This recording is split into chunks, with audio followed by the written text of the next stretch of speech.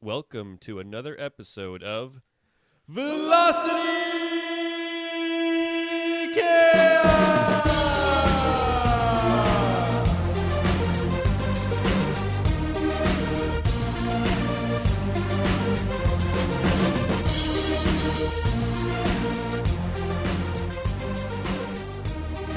Welcome to another episode of Velocity Chaos, coming to you at the speed of sound from the Hexapod Sound House in Cleveland, Ohio.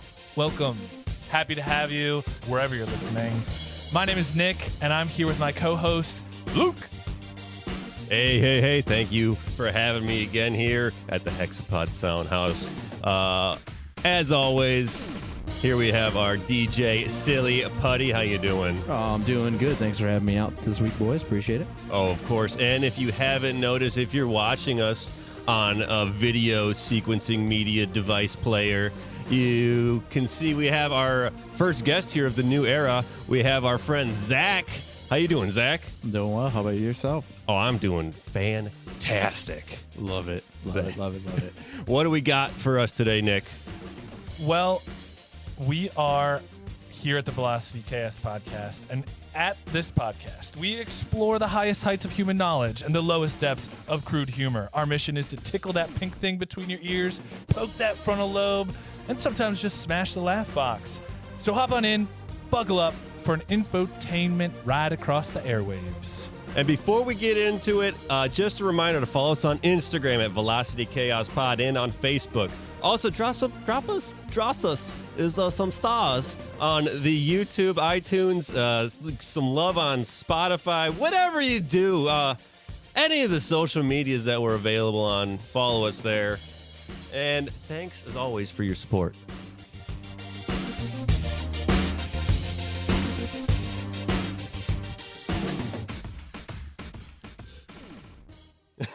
Love that trans. That was a good transition. Nice. So I just want to open up at the top of the show, Zac, and just tell us a little bit about yourself and what you're up to these days. Well, my name is Zac. I'm 28, turning 29 this week. I love long walks on the beach of Lake Erie, tequila, all that good stuff. That's awesome. Yeah. What kind of tequila? What's your favorite? Casamigos. Not sponsored yet by Casamigos. Doesn't The Rock have a vodka? Or not vodka, tequila? Terramana. Oh. Everybody's coming out with tequila these days. Ryan Reynolds. Eva Longoria, I think, just came out with something. Eva. Oh, wow. I'd drink that.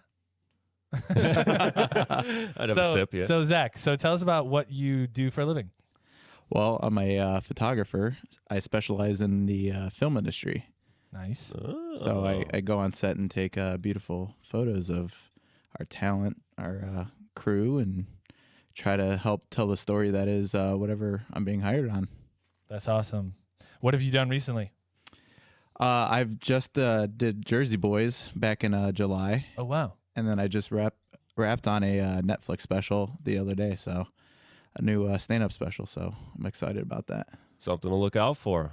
What's harder, the live stuff, like the stand-up, or like the film stuff? I definitely think the live stuff. I mean, you have 5-6 camera going at once, so it's a little bit more of a dance between me, the crew, just trying to stay in the shadows a little bit and not interrupting, like stand-up, and getting my shots and getting those key moments, because, roughly you'll have 1 to 2 tries to get it, and then if you don't get it, then yeah, kind of out of luck. Gone. Yeah, it's gone. You fancy yourself a dancer then, huh? A little salsa.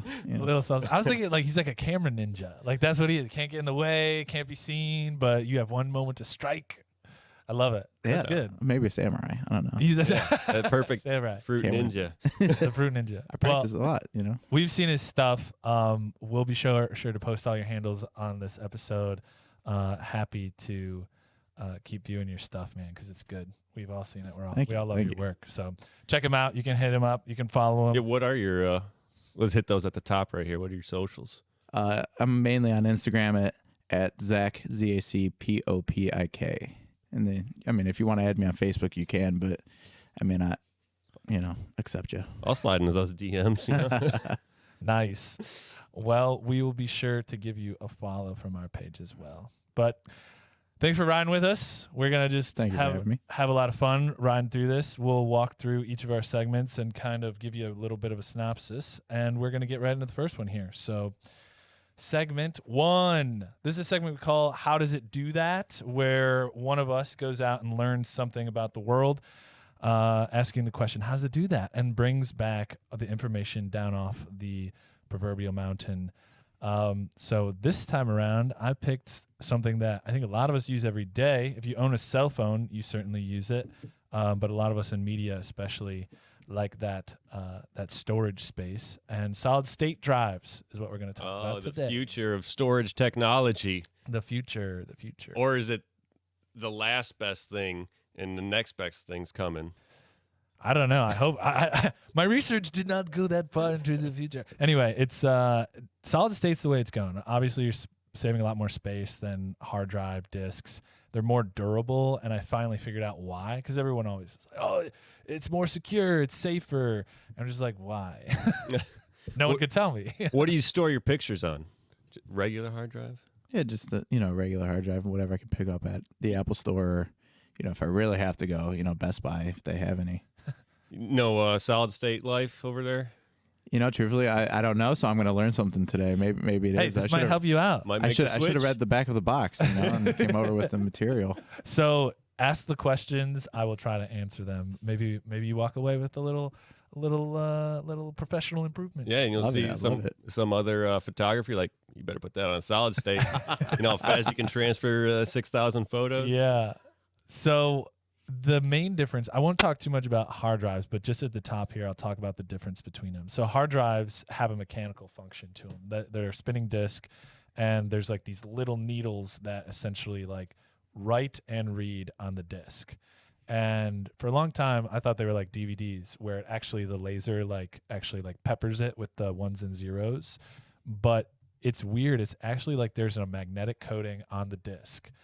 And each little segment of the coating is called a bit. That's where we get that bit from. And the laser, the little needle of the hard drive tells a bit if it's like a certain polarization, like a north or a south, they call it. And depending on what it is, it represents a 1 or a 0. Now, there's no in between. There's no in between. There's no margin of error. No, but it's just binary at that point. So hard drive, the reason why they're a little more fragile or can fail is that mechanical thing in it can fall apart. If you drop it, it can break, it can come loose. Many things can happen. The disk can become scratched if, magnetization gets in there and can wreck it. So hard drives kind of have these faults to them. Enter solid state drives, which are more electronic based. It's crazy. This is how it works. And I'm gonna try to paint this picture for you because it is pretty visual. Take it away, Picasso.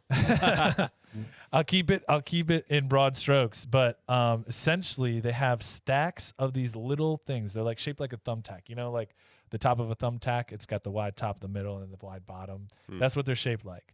And inside are these little containers. They're called these little things are called charge trap flash, and they're essentially little memory banks. They have 7 little segments in them, and each of the segments gets filled up by electrons that pass through it. And so when you're storing data, this thing sends electrons out to the little charge trap flash, and then it keeps a certain level. And each level is correspondent to a 3-bit piece of information, binary again. So 001, 100, and then there's a couple options in between. Now, this is more secure because the electrons, once they bind to that memory bank, they stay there for like years. And you can shake it and you can do whatever you want to it, but because it's it's electron based, like at an atom level, like it's pretty secure. Like a physical thing isn't going to shake it loose. You need a large hadron collider to knock that shit out. In fact, that's how you have to wipe an SSD drive every single time. You have to throw it in Elon Musk's like private particle collider to wipe your solid state drives. Hey, Elon, can you help me with my phone? So anyway, these little guys are stacked on top of each other. And in 1 terabyte chip, the chip is the size of a dime. Okay. Wow. They're stacked 100 high, and they're stacked in a column. There's 40,000 in one. So it's like 100 high, 40,000. And then the rows are 50,000 long. So you have all these little memory banks just stacked up on top of each other and sandwiched in. And this 100,000, 40,000 is the size of a dime, or the solid state, like 1 terabyte solid state chip is like the size of a dime. Can be the size of a dime. So what you're saying is that this guy, whoever created the SSDs, went out to the bank one day to get a roll of dimes and was like, you know what, I can condense some memory. That was probably his goal. know? Like, I'm gonna beat the size of this dime. what is the smallest form of currency that I can replicate Which is into it's these the dime. drives? It's the dime. You want to say it's as small as the dime. But very valuable. If it's as small as a penny, you'd be like, it's kind of impressive. They don't like copper, you know. They don't like copper.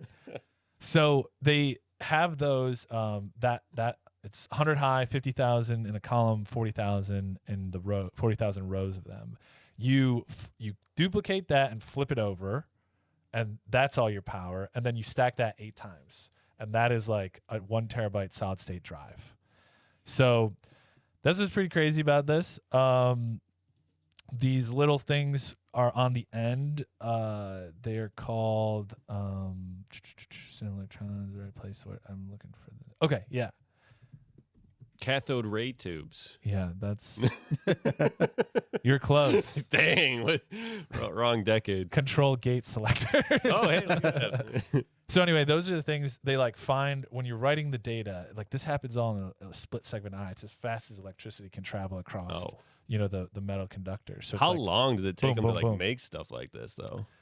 That I didn't get into a lot of the manufacturing because remember this section is how does it do that? But our boy DJ Silly Putty's been like very, very diligent in the background. It takes about 6 months to make one of these, and All for you to use it in a matter of nanoseconds. yeah, but then you can use them for a lot longer because Yeah. they don't fall apart as quickly. So what's the like max like lifespan of one of these? I think if you take care of them, I think like 5-6 years, they feel pretty confident. You feel like, hard drives, kind of, 3-4 years. You're comfortable using it. I've still got like a computer from like 6 years ago, kind of running. If the components still work, it's gonna be fine. But I have a 2013 MacBook, so I mean, if you just keep, There you go. keep it up to date and Yeah. don't overcharge it like I do. But, Yeah. Well, DJ Silly Putty also found like 10-year lifespan is typically what they warranty these drives on, which is pretty solid compared to. solid state. I think. You took my joke. Oh, my bad. We can take that back. Yeah, so it's like pretty solid. Wow, we're ready for the second time. No, but Let's get into liquids now. so liquid. But so that's solid state drives. I mean, they are more expensive right now because it's more storage for less space, and you get a little more security out of them, and they're faster because again, it's electronic rather than mechanical. So you can that's why writing to hard disks takes longer because it's literally the physical capability of how fast that thing can spin. It can only spin so fast. It can only spin that fast. So let me ask you, as somebody who uses hard drives, external hard drives, what is the price difference between, a normal hard drive Man, to asking all these good questions. SSD? Well, the thing, like, from what I've noticed, so if we take it back, you used to get like a floppy disk with like 128 kilobytes of information, which I don't know how much that was back then, but even just within the last 10 years of, doing film stuff, 256 gigabyte hard drive would be, $100. Yeah. Like, dang, nice. And then, come to, this year, like 256 gigabyte hard drive, like you probably get that for just walking in the door as a freebie. Here's a party gift. Here's a door prize. So, I mean, roughly, I shoot about a terabyte a year of photos. Yeah. I mean, and that's been the last, 2 years with the pandemic, slowing down the process of shooting. But I roughly like can time out shooting a terabyte. And that's not me like deleting photos or anything. That's me holding on and adding like edits and TIFFs and RAWs and JPEGs. So I looked it up. So it's like it is more economical to have the hard drives. Like I'm looking at a couple of these. you can get like a Toshiba 1 terabyte for like $40. You can get 2 terabytes for $80, but then the solid state starts at 1 terabyte at $80. So it's essentially That's half. not bad. Essentially half, or double the price for the same amount of storage. But I think it's interesting to compare. Like maybe hard drives for photographers are fine still because it's really more of a storage facility where like if you're editing video off of a drive, that solid state is going to help you in the live edit and make sure your proxies are properly functioning. So I mean, everything has its flaws in it. I mean, it was I think 5-6 years ago I had just a regular hard drive, and I mean, I'm pretty cautious and careful with my stuff, but I mean, I lost 3-4 years of work. Jeez. And we were never truly ever able to recover anything. Wow. And I mean, when you plug it in, I mean, you could hear the disc kind of like, wow, wow, wow, wow, wow. It's something. Off-axis torque. Yeah, something happened. I mean, I had reached out to a couple people, and they're like, we could try, but might make it worse. You like acquired to those like data recovery guys? Yeah. And they're like, it's not worth it. You can either lose all your information, or what we could do is wipe it clean and start fresh. And I'm like, well, that's not what I'm trying to do. I'm trying to save the work, You're not very good at this business that you're in. Wiping it fresh does nothing for you, because why are you going to put stuff on a broken hard drive again? Yeah. Well, and then I got the lecture of like, well, are you backing things up? I'm like, well, yeah, I have a system. And then he's like, well, coming from a technical standpoint, he's like, your system's kind of flawed. So I then I took that as like, all right, I got to start setting up a system of security. Do you want to name this guy right now in this podcast? Because we will name him. Just kidding. I don't want any. Give a life lesson to the people. He's Russian, so I don't know if I should. He doesn't exist. Back up your work if you're doing anything. Hit the save button. I love how just get on another hard drive. I love how like that lecture is just so readily available from a Russian. One last thing, have you found in your research and study, was there any like degradation of over time, like kind of old like VHS tapes, those degrade over time? Yeah. Say that word one more time. Degradation. Wow, that's like big words. Well, I mean, we have a good dollar system going. Yeah. I mean, you're like throwing 5 10s at me. That's it, man. The only thing I could theorize is that the magnetization process used over and over again on the surface of the hard disks, like eventually can corrode it or corrupt it. But with this, when you're emptying memory out of a solid state drive, it releases the protons, or the electrons. It just forces them back out. And so I think it's probably safer to use the solid state again. That's why they do the 10-year guarantees. Like nothing's really gonna mess that up. But man, all this solid state storage stuff, putting stuff away, it's making me really thirsty. Oh, see how dry I am? And you know what I like to get my lips around when I get thirsty? Drink. God, do I love drink. Drink is so incredibly delicious and refreshing. Just saying the name drink gets me salivating. I'm going to need a bib for all this salivating just from talking about drink. Drink is there for me when I need it most, on those hot summer days, or those dry winter mornings, or even in the middle of the night when my throat is as parched as a camel in the desert. Drink is a thirst quencher, to say the least. It is a mouth wetter, to say the most. Drink comes in your mouth, gets everything appropriately moistened, and then washes down your gullet the way nature planned for us to get it down. So, get your lips on a free 6-pack of drink with code VCPODWET at checkout. Drink the mouth wetter. This is not an actual product, service, or idea. Just in case you thought it was, it's not. If there is something out there with the same name, we are unaware and have no affiliation and offer no judgment on the actual product, service, or idea.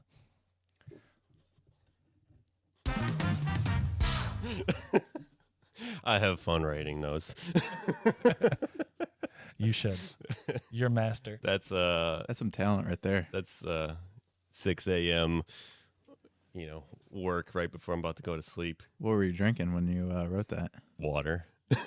The mouth wetter. Drink. Drink. Some high quality drink. Question, Zach. Yes. Do you fancy yourself a fast food goer? Depends on the fast food joint. So is that so you do partake in fast foods? I do. Okay. Nick?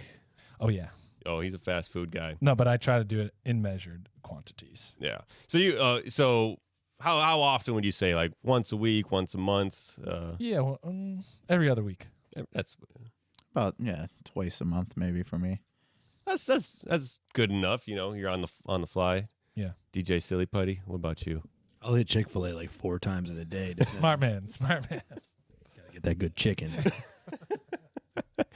So that brings us to our next segment here. Do you know what's popular? Do you guys think you know what's popular about fast food? No. No. What is or that like food? Do you know what's Yes. popular? Answer the question. Convenience. Zach. The convenience of just driving up and getting it. and So dipping popular. it. Yeah.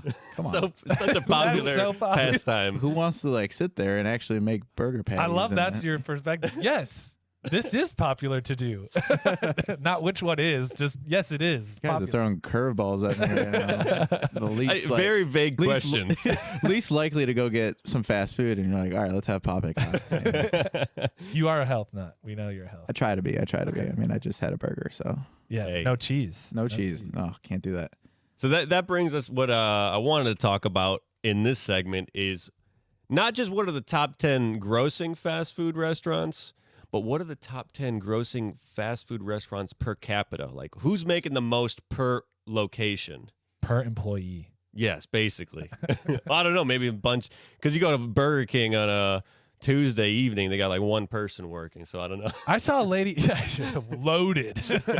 I saw somebody working in pajama pants the other day at Taco Bell. I'm like, this is our life. This is our world. See, but I would expect that though. Like yeah, actually, fourth meal. Like, you know, what are you doing when you go get fourth meal? Like, you got to rock the PJs. I mean, doesn't They bother probably me, actually. someone pulled up and like, hey, you want a job real quick? And like, I guess. and you know how to make tacos. You know. You just, I guess. All right, so hit us with this pop. What's our top? All right. Top list here? So everyone knows, McDonald's, like highest grossing. If you don't think McDonald's is the highest grossing overall, you live under a rock. But if we're going per capita, what do you guys got any guesses of what you think? Who's raking in the most dough per location?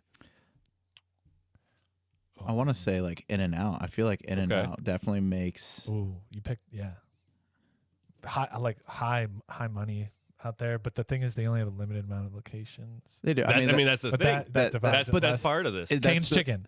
Cane, Okay. Raising Cane's. Raising Cane's. In-N-Out. That's a good pick. Starbucks all day long. Okay. Does that count? Yeah, I don't think that counts. It does count. Oh, okay. That's food, right? Look at DJ Silly Putty on it as always. Coffee's food. So I guess let me define what a fast food restaurant is. I would just think anything that drive-through service where you can order something food wise or drink. So we'll go with that. So does that include Chipotle now? Because they're doing drive-throughs. Yes, it does. Is this global or just US? I think just U.S. Okay. Okay. So I'm gonna say Chipotle. Okay. Are we just thinking top 10? Are we just naming them, or what do we? Yeah. What do you guys feel before we get Burger right King into it? definitely. I mean, if you got McDonald's, you got to throw Burger King in there. Interesting. I think it's so tough because that's where you get into the there's more stores. Mhm. Like there's more stores to divide the overall gross. It's like certain law firms, like the higher grossing ones are the ones with smaller employees, like smaller lawyer counts. I don't know.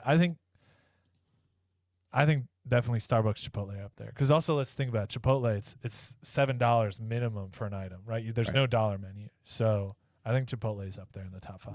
Well, let's add like something like Dunkin' Donuts too. Oh, I mean, that's a good one. Nice. you're driving through, got to get that coffee, got to get that chocolate sprinkled. Yeah. Donuts Aren't cheap anymore. You used to be able to get like a dozen for like $3. Now it's like $1 a donut. It's like $12 right there. Right, exactly. Wow. So I found a QSR magazine, and you're asking me, what does QSR stand for? Well, I did the legwork for you guys. QSR stands for Quick Service and Fast Casual Restaurant. So they do like a magazine each year, or I don't know all the time, but like they do a chart each year of like revenue straight from all the restaurants, and then they chart. QSR, what happened to fast casual in that acronym? It's real cash. Cut it out. But let's get into it here. All right. Number 10 on the list. All right, I'll do honorable mention because you guys mentioned it. Honorable mention, Chipotle. Let's go. Really? Wow. 11. Not in the top 10. Geez. Yeah. Well, it got honorable mention. Honorable mention 11. Okay. Yeah. I'm not gonna go pretty through special. through the numbers because that's gonna be too much. But Top 5 gives the number. yeah, we'll go. Okay, and then number 10 we got Zaxby's. Get out. Oh, isn't that a chicken spot down south? It's chicken. I don't know where the hell it is, but yeah. Okay. They're in like rural Ohio. Are but they? I don't see any around here. Yeah. They got Zaxby's all along the highway. I was gonna say, Silly Putty knows where all of the chicken spots are. He's always driving, so he's got to get the good chicken. Then brings us to a place like Dunkin' Donuts, Krispy Kreme. Ooh. Wow. People gotta have them Krispy Kremes. Do we have them here? Yeah, there's that Yeah. one in Parma. Don't they glaze everything? Isn't that what their thing is? They glaze everything. So what does Dunkin' do? They You walk frost in, you get everything, right? glazed. Just glaze. It's like Nickelodeon. You just get slime. Slime Time Live. Slime Time Live. You get Krispy Kremed right when you walk You're in. onto something right now. get They creamed. should do a sponsorship. Yeah. If you want the VIP cream experience, call us today. Get creamed. This one I think's I didn't know if this was considered fast food, but it is on here. Panera Bread. But that's because it's like, would you like a crust of bread? And you're like, yes, please. That will be $15. Yeah. You're like, I spent so much Give it to time me. there when I was in high school. It was just like bread and mac and cheese. It's so Yeah, good though. I gained like 15 pounds my senior year just eating that all the time. You know what's better than Panera though? Au Bon Pain. What? oh, I hate that place. You don't like it? I don't like it. Oh, okay. I don't know. I've never heard of it. I'm not as I don't know. Panera Bread's like you get so little True. for costs way too much. Mhm. They're just guilting you into eating less and being on your diet. Yeah, like they're helping people They're healthy. keep people on diets by overcharging them for minuscule portions. Yeah. And then number 7 here. You know what I love in my mouth? Five Guys. I love having Five Guys in my burgers mouth. and fries. Yes. It's so good. The Cajun fries that they got. Ooh, Are they banging? they're banging. I'll have to try. Do they have a cream experience there at Five Guys? No, no. I mean, milkshake. if you ask. Milkshakes, but Yeah, they got some good They got the milkshakes. milkshakes. milkshake. Milk.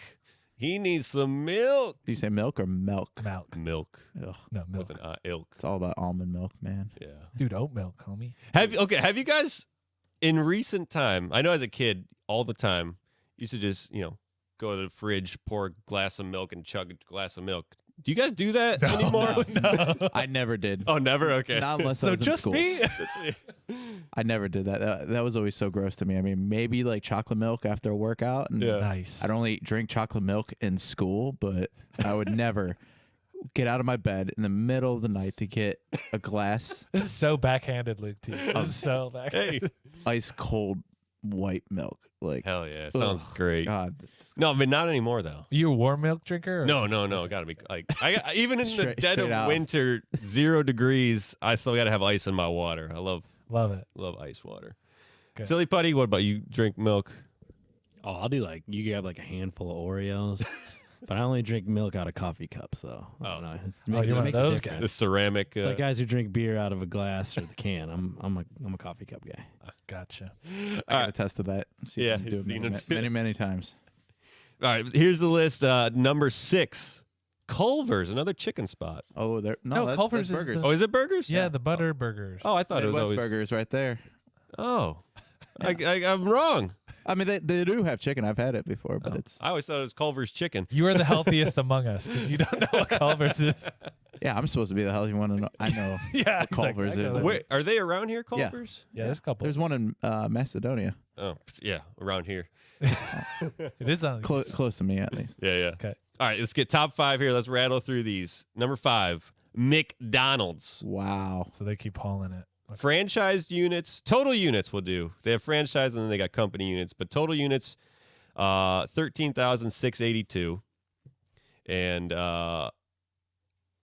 sales in millions, 40,518. So is that what $40 billion? Wow. Yeah. I think. Yeah. Yeah. Wow. But so then that brings it to 2.9, almost 3,000 thousand per whatever. We'll post the link so you guys could do the No, research so wait, yourselves. you're trying to tell day me job, man. Yeah, it's like, Yeah. what, 3 million a restaurant annually? I think so, yeah. Okay, we'll go Wow. with that. Yeah. We'll go with that. 3 million annually. Insane. Yeah. All right, next, In-N-Out Burger. There we go. Nailed it. Called it. Yeah. Called it. All company units, 365. 1.1 billion sales worldwide. And then, so that's about 3 million per location. Just a tick above McDonald's. That makes sense. I mean, have you seen those lines? Like, Never. Oh my God. You're in there for like 45 minutes. Oh, Jesus. It's an experience. Special menus. They got a drive-in movie or something. In and out my ass. And then we got number 3, top 3, Whataburger. Whataburger. What? Yeah, Ah. these are the facts. What you got, Silly Putty? You ever had Whataburger? No. Dude, these things are like the size of a dinner plate, man. I'll do Whataburger. Oh, Whataburger. Is that like Whataburger. why dude, a burger? I was working in Oklahoma one time, and I was like, oh, I'm gonna go to Whataburger. Like, oh, that's good shit. So I got 2 cheeseburgers, thinking it was like gonna be, Yeah. like, little guys, dude. I come in, these things are the size of my head, man. I don't think I ate food for another 3 days. It was Dang. something.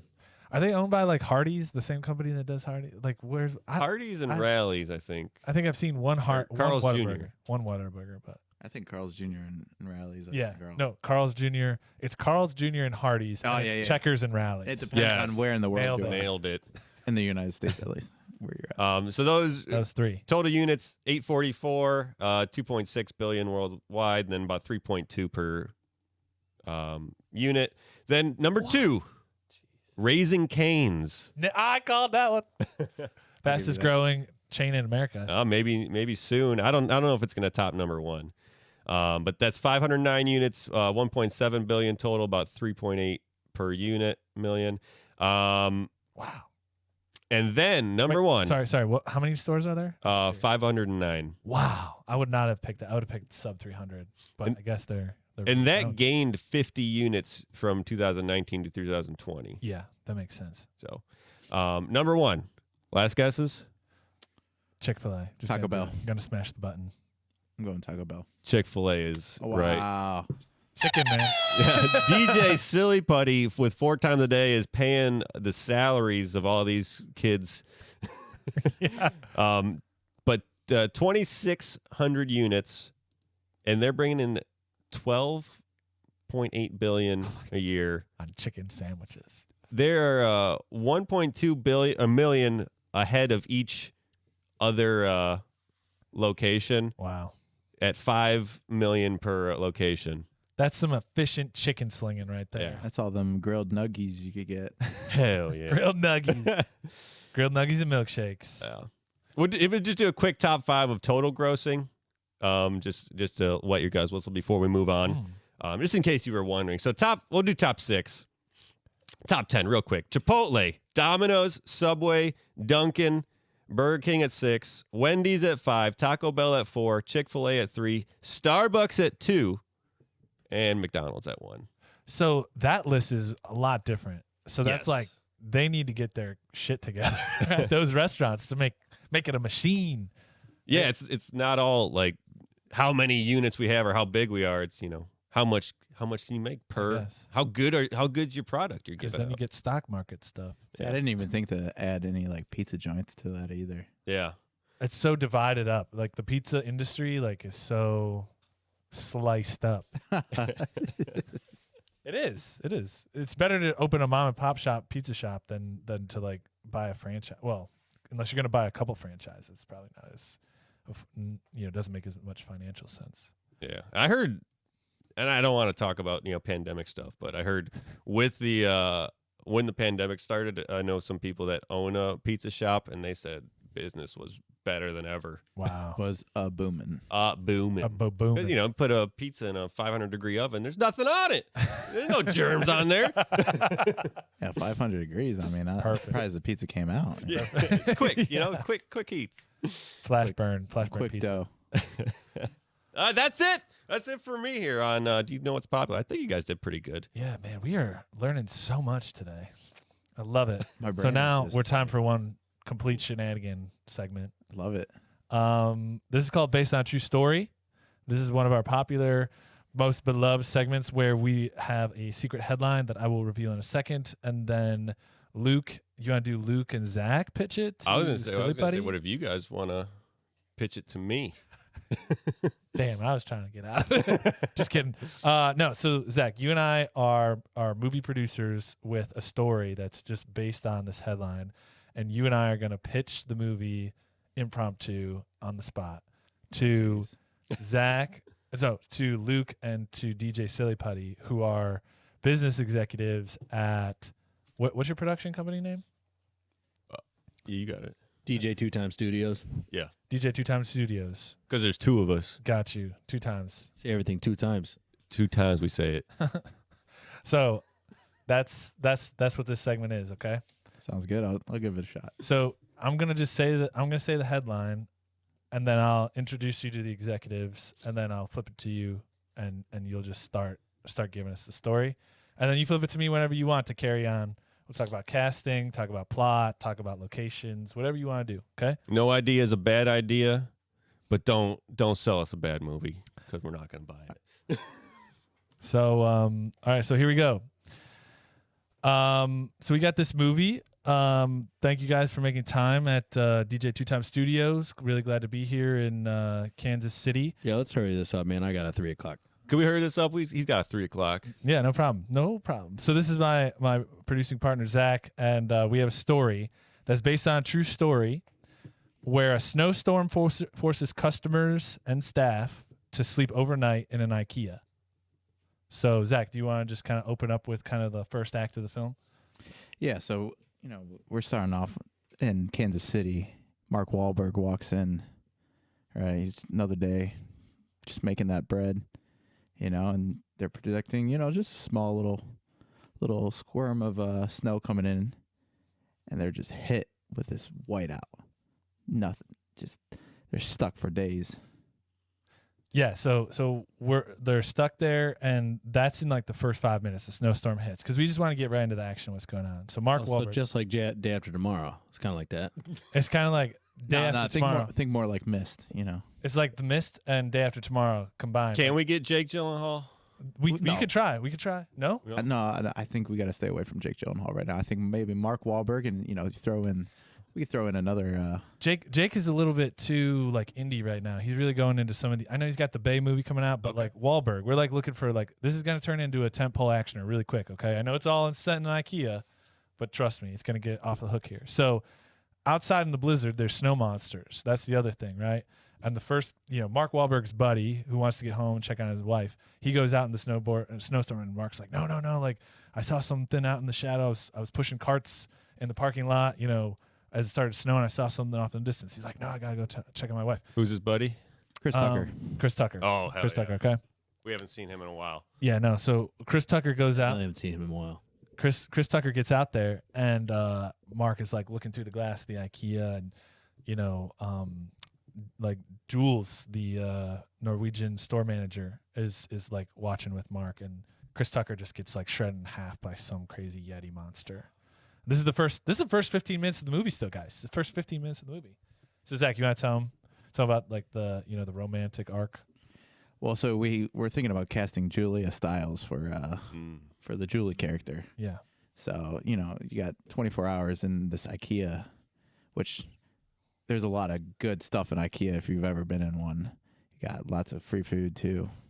So, you got this 24 hours, you're locked there with all kinds of fun activities you can make. Who's Julia Stiles? Like, is she getting in bed with anybody particular? Wahlberg, man. Oh, okay. So they go on like a dinner date. We're trying to tease it out. They get their okay. meatballs. We'll get to it. Come on. They get the sauce on the Come meatballs. on, think about it. All right, they're sitting 24 hours. They got to work with what they got. They got meatballs. They got hot dogs. Yeah. Besides the storm, Milkshakes. who's the villain? So that is the general manager of the area for IKEA, and he's there on a visit. He's gonna like shut down the store. Peter Stormare. We're thinking Peter Stormare if we get him. And it actually turns out that he is part of a like Finnish research company as well on the side, which is like experimenting in Kansas City, working on genetic mutations. So this is all about this. He's in the background, kind of testing out the monsters and see how they actually work. Because like Norway's like sick of not being a world power. Like they're kind of like, we've been friendly and all this bohemian shit for so long. Like we're gonna take over the world now. We're gonna do it through Yetis. So he's kind of behind everything. Mark Wahlberg starts to get privy to him, and they start surviving the night because the Yetis start breaking into the IKEA. And then him and Julia Stiles have their steamy romance scene, and then he's got to get out of the bed in the bed and home living section, you know. But see, the here's the one thing that people always don't get about this pitch is IKEAs are set up like a fucking maze, okay? Yeah. And that's what this is. This is like the classic Labyrinth story, but set in a modern wrapper in IKEA. This is like that Greek myth about the Minotaur set in an IKEA. And Mark Wahlberg is our hero. Julia Stiles is our. You gotta slay the Stromare. You gotta slay the Stormare. And whatever his name is. So you can't go back. That's the other thing. If you advance through the story, you can't go back. That's the other thing we're playing with. Yeah, it's like those banks or whatever drive-through. Think of like Mousetrap, you know, where you just got to keep moving forward. Exactly. You dodge all those little. You go back, you're dead. Yep, that's it. All right, like, so how much is this going to cost us, fellas? We're trying to budget. How much is this going to cost us, fellas? $400 million. Yeah, that's pretty accurate. This should be the biggest movie that is ever made. I mean, this should be. Netflix is gonna come knocking, and you're gonna be like, no, theatrical. We're using real snow. We're not. Okay. None of this. Snow machines. Like, Okay. Gonna dress gorillas up. Gonna spray paint them white and just let them loose in an IKEA for about 10 hours. Just film that. Mm-hmm. Just film it. Don't have anybody in there. Yeah, don't have anybody in there. Just film that. Just film with the GoPros, the gorillas just tearing up an IKEA, and then we intercut that into the film. Yeah, right. It's gonna be beautiful. Is Mark Wahlberg gonna still have his Bostonian accent? Oh, is he gonna still have that Bostonian accent? You know, we're working with him right now. We're trying to go for maybe a British accent. You know, we're talking with his manager right now, see if he can pull that off. Yeah, British Bostonian. I'd like that. That'd be cool. Yeah, British Bostonian. Really good and Good Will Hunting. Yeah, so I love it. That's the pitch. You like apples? I love it. It's great. That's the pitch for Snowkea. I love the title. Snowkea. Which you can actually get a sponsorship deal from Nokia in on this too. So you guys could like probably cut them in on like 25% of the budget. Yeah, we'll have to talk and we'll get the numbers. Yeah. Snowkea, IKEA, like it's all built. Bring it back. It's all We'll built. bring it back. Yeah, so let me run this by you. So we got Mark Wahlberg, we got Julia Stiles. They fight some general manager snow monster guys, and there's a maze in there, and they go on a date in the bed section. I like this. Yeah, I'm gonna kick it over to Luke. See, what do we think about the studio over here? What do you think? Don't forget Peter Stormare too. Yeah. And they're in Boston. In Boston and Kansas. Is there a final fight scene with Super Stormare Gorilla Yeti? Yes, mutation. You guys actually guessed the twist ending. I didn't want to. He guessed the twist ending where Stormare actually gets the genetic thing twisted back on him, and he turns into one, and then it's Mark and Julia versus. There's obviously some comic relief characters, but they get taken out in the final conflict and stuff like that. But yeah, definitely. There's a good separation between our leads and. Can we write Chris Tucker back in? Like maybe he can didn't. Can we write him back in? I'm gonna leave this one up to Zach. Zach, kind of the one who forged through the screenplay. So it's kind of difficult right now. He's only signed on to do half the shoot. He's got another movie, so we're kind of stuck with. If it can't happen, it can't happen. Maybe we can get a stunt double. Yeah, just get a stunt double. There's a lot of stuff you can do with that. You know what? I hear Kevin Hart might be able to. Maybe he got ripped. Stand in for him. He got ripped a little shorter. They just put them back together. Yeah, but without the middle part. But he's Bostonian Kevin Hart. Yeah, right? Bostonian Kevin Hart, right? Yeah. Boston. Oh, it's great. I like it. Yeah. I'd buy it. I'd buy it. 400 million? For easy. I'm gonna kick in an extra 50. Let's make it 450 million. Yeah. There you go. Yeah, Nice job. let's do that. Nice job. And we'll ship in some snow from Vancouver. So we might even be able to sell a book on it, actually. Well, you're thinking like that, it would make a great story. And you know what else is a brilliant story? Book. Yeah, Book. Book has so many wonderful characters, so many wonderful themes, so many wonderful moments, and so many wonderful words. Book takes you on a wild journey of experiences that so many people can relate to. Reading Book will open your eyes to so many life events of the main character and all the main character's eccentric and unique associates. Book is a real page-turner. And take it from me, someone who can't read good, reading Book was really something. It was quite the magical experience. if you want to get your hands on book, go to the website, use the code VCPOD20 at checkout for your first 20 pages of book free when you purchase book. If you don't use code VCPOD20, then they're going to rip out the first 20 pages before they send you books. So just use the code. This is not an actual product, service, or idea. Just in case you thought it was, it's not. If there is something out there with the same name, we are unaware and have no affiliation and offer no judgment on the actual product, service, or idea. Boom. You know what? You know what that takes us into? What takes all it? this Yeti talk, conspiracy theories. Oh, geez, I'm ready. You ready for this I'm ready. one? Okay. I don't know if I am now. You're about to be. You better get ready quick, just like Mark Wahlberg would. You guys threw a curveball on me on that one. I'm such a visual person. That really. It was fun. I saw that movie come to life. Nick carries it. Nick carries it. No, No, it's it was good. Snowkea. It was good. All right. So if you guys were the most famous person alive ever to live, and you were sick of that life, you know, all the paparazzi and everyone clamoring over you, and you had a chance to get out and just live a peaceful, quiet life, would you take that opportunity? I think I would. Yeah. Yeah, I'd do it. By faking your own death. I think that's the only way to do it. That's, yeah, probably. I don't want this anymore. Please leave me alone. Oh, yeah, sure, whatever. No problem. Well, that's exactly what I'm going to tell you guys about today. Because 40 years ago, this week, according to an article from August of 2017 that I read, Elvis Aaron Presley did just that. That's right. The king dethroned himself, and let's get into it. Whoa. Yeah.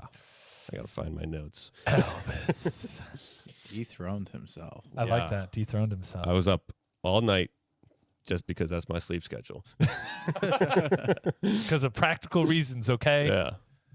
So why is Elvis still alive? Or why do people think he didn't die at 42 years old on August 16th, 1977? It's funny you should ask her. I mean, you guys didn't ask. So funny I brought this topic up. So supposedly Elvis died of heart failure on the toilet. That's like the story, right? If I asked you, how do you think Elvis died?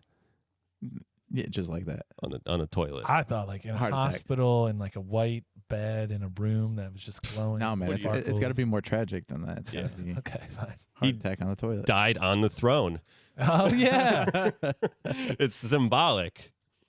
I was going to say I dethrone myself every day, but like I ain't no king. Hey, stay humble. There you go. Tell that to LeBron. So before we get into the theories of why he died or how he died or that he didn't die, there is an Elvis sighting society that monitors Elvis sightings. There's 3 dudes from Canada, I think it was like Ontario or something, that they were having breakfast and they were just like, we all love the king. I thought I saw him. Let's start the Elvis Sighting Society. So they started this ElvisSightingSociety.org. I don't know when the website came along, but anytime you see a sighting, fair enough though. What do? You flag it up to them? You like? I guess you can send them an email. There's But like a button where you're just like, smash this button if you've seen Elvis. Boom, boom, boom, boom. You're like, oh yeah, man, every day. yeah. Well, I thought there was going to be a list of like Elvis sightings when I went to the website. There was nothing. Wow.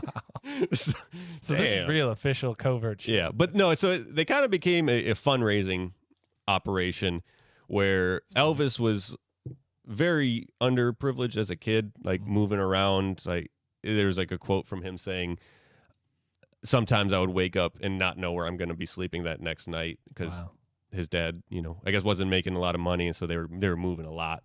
So this company or society, whatever they call them, they do fundraisers and then fund underprivileged families. It's nice. Yeah, so it's a good thing came out of it. Yeah. Sounds like a perfect front for a money laundering scheme. Exactly. All those nonprofits are BS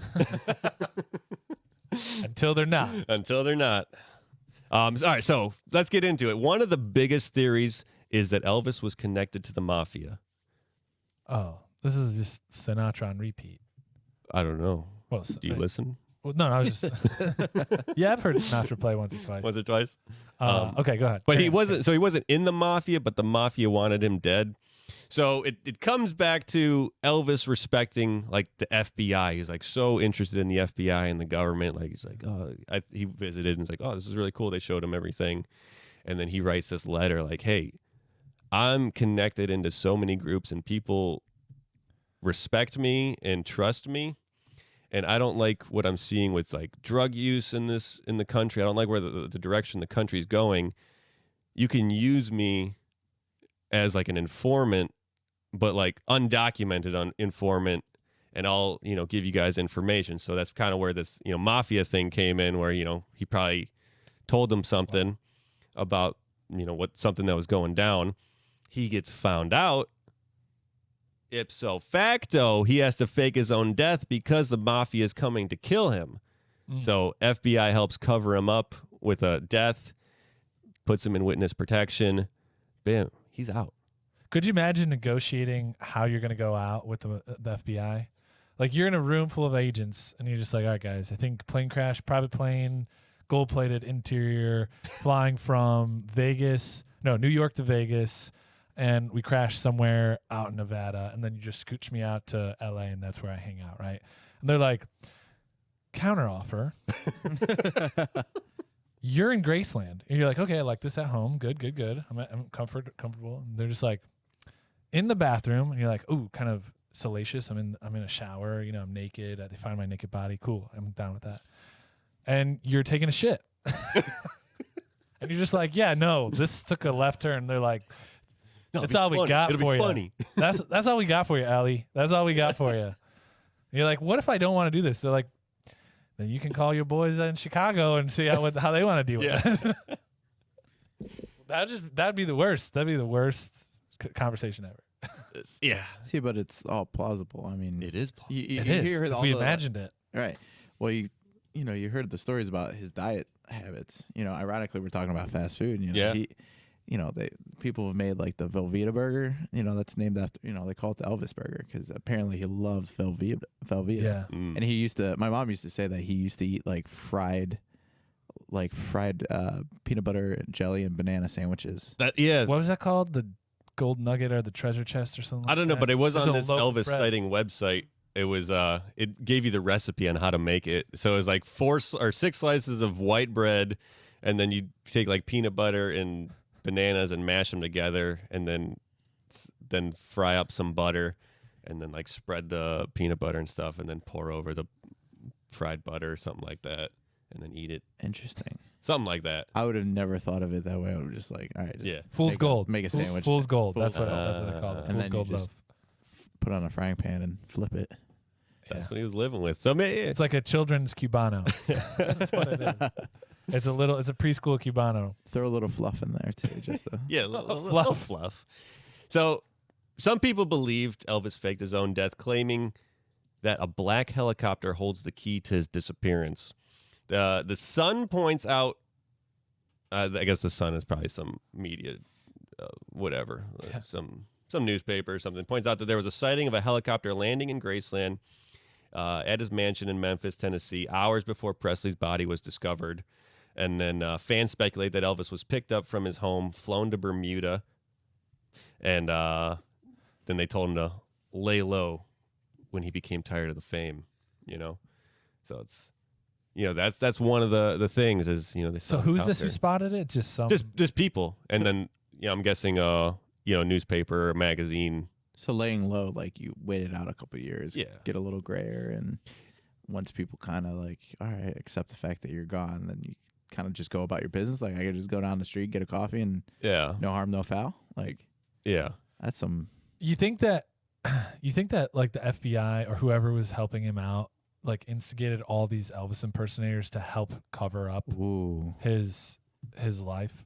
I'd be careful about what you're putting out there right now. No, I'm just saying, think about it. Targets like on all of our heads right now. Because you just said if you're just walking from coffee shop A to coffee shop B in Bermuda or in Cuba, and somebody's like, it's Elvis Presley, and you're like, no, it's not, and they're like, no, it is. That person gets obsessed with you, keeps following you around, keeps writing about it, and you're blown, like your cover's blown.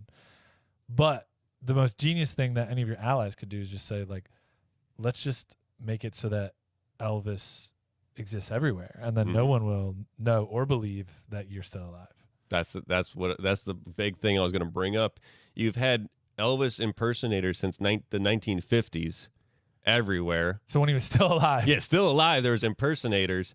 So what a prime opportunity to off yourself, maybe even get a replacement, like, how much do you love the king? Yeah. And then, get someone else in there, kill them on the toilet while you escape. Yeah. And now you could just become an Elvis impersonator. Yeah. Because, what was it? Coats for Kids event. I don't know if you ever did that, running camera for that one. Mm-mm. Oh, but they always had this Elvis impersonator come, and, people eat that up. Yeah, they eat it up. You think Elvis is impersonating himself? It could be. There it is. That's what I'm getting at. Like, that's it. When he's just like, I need a gig today. I need a couple bucks. Let me go down the street and. Exactly. He's in Vegas, so he's just got his down. Is this? That's what I'm saying. Elvis actually transcended on that toilet and became a part of all of these impersonators. You know what I mean? Like, he is now immortal. Yep, and he now among the people. Yeah, yeah, and he could be Elvis whenever he wants to. Yeah, or he can be, what's his middle name? Aaron. He could be Aaron. Aaron P. What's up? What's your name? Aaron. What's your last name? P. No, just P. Aaron P. And that's the thing. It's like, he could just disappear, become, because didn't Chaplin enter a Chaplin lookalike contest? Yeah, and place like 20th or something. I think that's true. I think he lost the contest. Yeah. So it's like, at that point, you could, if there was a Luke lookalike contest, hell yeah. I was gonna say, my question would be, which celebrity do you think would have the hardest time pulling this off today? Like, because there's no Steve Buscemi. Nailed it. Yes. There's no other. Yeah, you're right. Steve Buscemi. Done. No, but like an A-list star. You don't think Steve Buscemi's? I think he is, but I mean, generationally speaking, like, you think any Gen Zers actually think Buscemi is? I don't know. No. They didn't grow up with Buscemi like we did. I hate to admit it, but probably no. That just got dark. All right, back to Elvis. So here's another theory. So theorists claim that Elvis is alive and preaching the good word of the good book as a singing pastor in Arkansas. Bob Joyce bears a striking resemblance to the singer in both his looks and his singing voice, and his sermons even echo the words of the King's autobiography. The Sun, I guess I must have got it from the Sun website, says conspiracy theorists have blended together pictures of Elvis and Joyce to support their claims. Predictably, Joyce's insistence that he isn't a legend has done nothing to end the speculation. So, Bob Joyce. Could you imagine that being your life? People just projecting their desire of having Elvis back. Just, you're Elvis. No, I'm not. No, but you are. No, there's one true king. He's up there. Imagine being in that conversation. It'd be like an existential crisis. It that would. People literally don't believe who you are telling them that you are. That's nuts. I'm going to go to church there. Yeah, let's go see Bob Joyce. Let's go see Bob. Another one, I think this is one of the last ones. So NME, whatever the heck that is, probably should have done this in my research. I'm going to post the links when we post these episodes, but reports that the day after Elvis's reported death, a lookalike was spotted at Memphis airport buying and subsequently using a one-way ticket to Buenos Aires, Argentina. And reportedly, the man looked like a pop star and gave the name John Burroughs, an alias of Elvis used when booking hotels for him. The music news site says, could it have actually been him? Maybe. Why not use that alias? That alias. So, all right, Luke, like, if we got... Are you convinced? I was going to say, if we got to put the money down on the table, like, yes or no? I'm asking you guys. The craziest thing is I've heard some of the stuff you said, you've covered. Some of it's new to me. The craziest thing is, like, how QAnon has, like, picked up this stuff and then appropriated it into their culture of conspiracy theory, that Elvis is, like, involved in the deep state, and, like, he took that FBI stuff to, like, the next level and is, like, helping fight the evil in the world and stuff like that. And Michael Jackson is helping him. Like, it's wild, right? So it's just, when that stuff starts to happen, I'm like, ugh, I could buy it. I'll choose to believe that he was still alive and he just got out. Yeah. Because what I knew of Elvis, he was a people's people. Like he wasn't our traditional movie star these days who's just floating above everybody else. He was generous. He gave a lot of himself. People took advantage of that generosity. And so I could see him just saying, you know what, this pressure's too much for me. I'm 42 years old. I'm unhealthy, and I can't handle the stress, so I need to check out. I could choose to believe that. Zach? I think I'm committed to the fact that he's not on this planet anymore. But did he die August 16th, 1977? I think he did. Okay. I think he did. DJ Silly Putty? I think Elvis is alive, but Tupac and Michael Jackson are definitely dead. Fair enough. Strong answer. Fair enough. Jimmy Hoff was out there somewhere, though. Yeah, they got connections.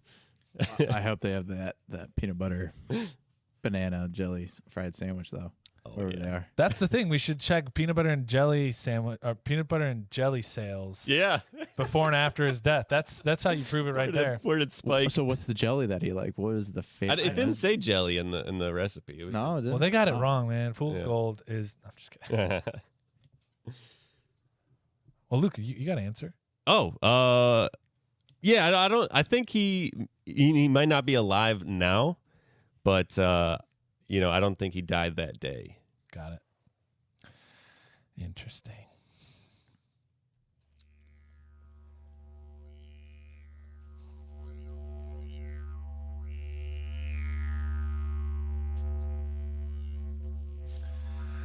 So it's our favorite time of the show where every moment of the show is our favorite time of the show, but this is our most favorite of the favorites. This is Aussie News, where we go down to the land down under and we check in with our island country fellows. This one, again, is a little more practical. This headline, vets around the country need patience from their patients. Essentially, a lot of people, again, not to dig into it, but with like the pandemic and stuff, everyone was talking about babies and how many people are going to be having babies because they're just locked inside and they're getting pregnant because they're just shagging a lot. The funny thing is, there's also the same effect on owning pets, that people went out and adopted a lot of pets. So there are a lot of pet babies born in the last 2 years. But the struggle with that is that we were all worried about the human healthcare system. The animal healthcare system is a little bit overloaded right now, especially in Australia, where employee shortages, supply shortages for certain medications for animals are all at an all-time low. And now more people are spending time with their pets and having pets. So it's like the industry is flipped over on its head. So a lot of veterinarians are just like, please, we'll get with you, but please just like take it easy, get on the waiting list, and we'll try to organize this as best as possible. But apparently it's a big pressure in Australia right now for veterinarians. We'll get to that flesh wound when we get to that flesh wound. Just wait. Like, it's just funny. Like, there's this, like, humans are just like coming off with the vaxes, and we're still just like, but the dogs. I mean, I see that happening. I mean, I have 4 dogs, and I mean, we'd be waiting to take the dogs, and they're like scheduling them out. They're like, it's gonna be month and a half. I mean, here in Ohio, so yeah. Can you bring them all in at once? Well, I got 2 miniature dachshunds, so that counts as like a quarter of a dog, a butt. Yeah, quarter of a butt of a dog. So yeah. So you had the baby boomers back. What was that? The 60s or earlier? 50s. 50s. Yeah. Around Elvis time. Yeah. They were shaking their little horn dogs or whatever, hound dogs. That's what's happening. So and now Bob Barker's is he still alive? Barker, I think, passed. He's rolling in his grave, screaming to get your pet spayed or neutered.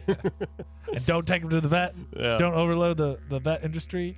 Look, I think between people telling the government telling people to take care of their pets and keeping cats on leashes, I think they should be able to make it out. Yeah. Which we covered 2 weeks ago. Yeah, keep your pets off the leash. They're No, free. keep them on the leash. Don't let them outside. I mean, pets though, they have some good, like, the healthcare around pets are pretty good. I mean, when I was speaking to our vet last, one of my dogs got a tick on her, and they were just saying that like dogs and cats have better like access to like Lyme disease than humans do. Wow. It's easier to detect apparently like Lyme disease and treat it than humans. So See, that's somebody needs to bridge that gap. Yeah. Well, I mean, that's the thing in life. You always have these gaps to bridge, and whether it be, with a magnetized stack of dimes, and you have to store all your information of all these ticks and animals, and you got all these new customers that you got to put in file, just overloaded time after time. And we need these things fast. We need them at the speed of electricity at our fingertips. And, I only want to pay $80 for 2 terabytes of it. So that's why we got to get into the solid state of living. And, it's not what we're used to, having slow things. And that's why we have to have fast things. We want fast food. We want burgers for our gullets and drinks to wash it down. And we want Five Guys in our mouth and chicken nuggets, all the good fixins of life in a matter of a moment. Because when you're out there on the throne and you're pushing too hard and you take yourself out, that's just part of life. That's just where things go.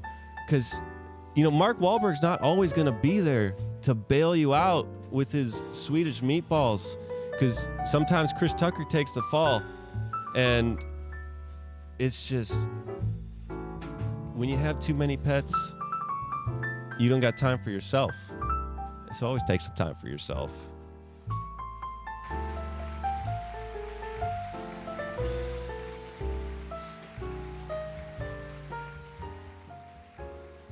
Whoa, I think that brings us into the recommendation station. Best part of the show. Best part of the show. My favorite part of the show. You're like a goldfish. So that brings us to what we did today is we went to a local dive bar and we got a fantastic burger. So that's my recommendation. Find a local spot, support the local businesses, communities. Find a good meal. We went to Skinny's today, shout out, and got the Viking burger. So good. It's like a steak on a burger. Delicious. Another place in Cleveland that I like to go to when I lived in the city was Prosperity Social Club. Great burger. Here's a little tip. For Prosperity Social Club, you don't have to be a member to get in. You can just go. That's all I got. Nice. I, too, had the Viking burger. That was delish. Like it was pretty good. Steak on a burger. Yeah. You, too, had a Viking burger. All 4 of us did. DJ? Love me some Viking burger. All right. It's a lot of meat. Well, that is going to do it for us today. I just want to thank our tried and true, our standard DJ Silly Putty. Hey, buddy. Thank you for having me out this week. Always landing those cues. And then again, just our wonderful guest, Zac. It's been amazing to spend time with you and to mark this awesome location of your life. Thanks for having me. I'd love to come back out when I get back. Anytime. Do you want to hit us with your socials really quick? Yeah. You can find me on Instagram at Zac, ZACPOPIK. And I'm also on Facebook if you want to add me there. Nailed it. I know I follow him. You should too. So thank you for spending time with us. We will post those handles on the video and around the interwebs. Thank you very much for joining us. We'll talk to you next time. Thank you guys for joining us again. Like they just said, ZACPLPIK on Instagram. And this is Luke signing off. Like we always say, don't let the Yetis steal your meatballs. Have a good one. Thank you for tuning in to the Velocity Chaos Podcast. We upload new episodes every Monday and Thursday. Be sure to subscribe and rate us on iTunes, Spotify, or your podcast platform of choice. Interact with us on Instagram at Velocity Chaos Pod or on Facebook and YouTube at Velocity Chaos Podcast. We are grateful for your time and hope you enjoyed it here. Please tell a friend, and thank you once again.